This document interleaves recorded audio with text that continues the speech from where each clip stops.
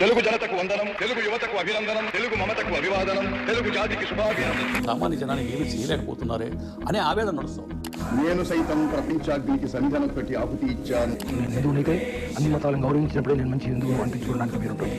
ఆ విధంగా ఇతర మతాల వారికి కూడా అపకారం అనే పదం ఉపకారానికి వ్యతిరేకమే కాదు. అపకారం అంటే అది పరిగెట్టడం చేయాలి. నేను యువకులకు రాష్ట్రాన్ని అప్పచెప్పాలని ఉద్దేశం చెప్పాను. నేను ముఖ్యమంత్రి పదవికి ఆశించాను. ఏ మంచి పని చేద్దాం అనుకున్నా ఎన్నో అవరోధాలు వస్తూనే ఉంటాయి.